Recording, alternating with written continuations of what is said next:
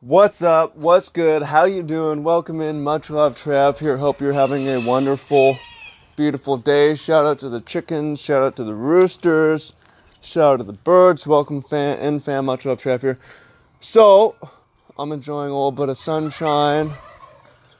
I have Tuesday mornings off to work on my book and work on content and filing taxes and looking back in 2018 and looking ahead. And it was a great year, and I had a great year. I hope you had a great year. Obviously, there's some difficulties. There's illness, there's death, there's moments of and times of depression. But we push through that, we do it together, and we do it with community. And that's one of the reasons why I continue to participate, because I still want to make a difference, and I see magic as my way to do that. So today we're going to go over some spoilers, some of the new spoilers. Been discussing them in our Magic Mastermind group and come to some conclusions, and I'll save you some time by taking a look at some of the things that we know are going to work, some of the things that we don't. So today, one of the cool cards I saw was Ethereal Abomination, 6 mana. Creatures you control get +1/+1. Creatures your opponent control get -1/-1. And for 4 mana, you can exile a card. And if it's a creature card, you make a 1/1 Spirit Flyer, which is actually a 2/2. This card's pretty sweet. I'm thinking it's good in mid-range mirrors. But we talked about it, and it's probably worse than the Immortal Sun, which has a really similar effect for 6 mana. Especially because Ethereal Absolution gets killed by Vivian Reed. We're also looking at Domri, which is a really cool... Well, it's a 4 mana Planeswalker, so Domri is 5. But Domri doesn't have the same sort of effect that Vivian does. We think Vivian's still going to see a lot of play and be a superior sort of card. Although Domri is kind of nice too. For 4 mana, it draws extremely hard. So Domri's kind of sweet. Let's see, what else did we see? Ministrant of Obligation is Afterlife 2. This is worth paying attention to for your Prime Speaker Xanathar decks. If you're potting, you can turn... I don't know what 4 you're getting in Bant colors, but you can... It's nice to do a Blade Splicer sort of thing where you don't get a 3/3 golem, but you get 2 1/1 flyers. Pretty decent value there. Some of the split cards coming out. Nothing really catching my eye on that one. Kaya's Wrath is a sick one. Obviously, destroy all creatures. You gain life equal to your creatures destroyed, but it's a 4 mana Wrath. This one, though, is really constrictive on the mana base. Hard to play a lot of blue sources for hard counters. But to me, Black-White's probably my favorite color combination.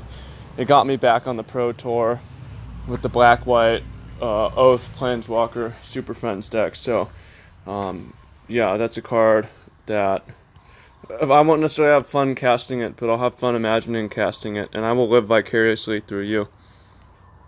Some other interesting cards. Rhythm of the Wild. A lot's changed since Fires of the Yavimaya, which gave your creatures haste for the same cost. But I think Rhythm of the Wild may actually be a decent card for Gruul Stompy decks to improve your game versus Planeswalkers and Sweepers. So I kind of like that one. Frilled Mystic, Mystic Snake. This one, to me, will see play. It's 2 relevant creature types. Plus, it's also a Lizard Wizard, which is cool. And Mystic Snake was good, so this will be good. See what else we have in here that's new. Gutter Bones. These cards are always good. The 1 mana 2/1s that black that aren't great at blocking necessarily, but you can get them back to your hand. So this one you have to be dealing damage to your opponent, but you have a lot of Gutter Bones. This deck's probably going to play Shock, Face Burn, stuff like that. We already saw some of these. We'll have some more brews for you guys, but now I'm just kind of spitballing. Angel of Grace, a nice flash threat. I haven't even seen all of these. What is this? Haste. You may sack a creature if it does 2 damage to target opponent or Planeswalker. I kind of like that. Way to finish them off. Burn, set up your Rakdos spells. Awaken the Earthwell is a really interesting one. For 5 mana, each player pitches their hand. then makes that many 2/2 black zombie creature tokens. That's pretty interesting as a way to both disrupt and possibly make an army.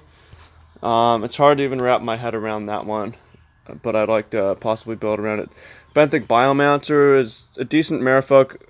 It's another 1-drop, which is nice. I don't think it's really good enough for the Eternal Merfolk decks, and the standard Merfolk decks seem to still be lacking, but it's a pretty decent card. Fringe, borderline, good and limited. I like it. What else do we have? None of the split cards really excite me the way Find Finality does, although Thrash and Threat is decent. It's kind of a removal, or makes 4 mana for a 4/4 Trampler is a decent rate. I could see you playing at least a couple of those just for the flexibility. Frog Lizard. Okay, that works with Adapt.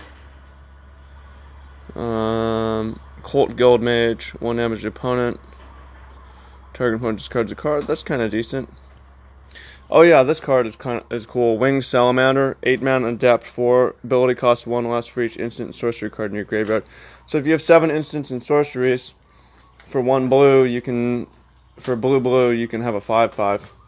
Although in standard, I think Enigma Drake and Crackling Drake are probably just better. And in Eternal, Grimag Angler seems like a better way to go. But it's a cool one. Sometimes you have cards that are good, but they're just not quite as good as other ones, so they're not going to see play. 2 mana 1/3, whenever opponent activates an ability of an artifact, creature, or land that isn't a mana ability, deals 1 damage to them. That's decent. 5 mana, it gets +3/+3 and gains Menace. Huh. Doesn't apply to Planeswalkers, so I don't know. The current meta, that's not doing a whole lot. But meta can always change, and it's not, that could be like a sideboard in Modern Burn against Affinity, for instance. Make them take damage to equip Cranial Plating, Modular. It's good against Hardened Scales. Electro Dominance, we talked about that one. 3 mana 3/2 Menace, and you can have Death Touch instants and sorceries. That's cool.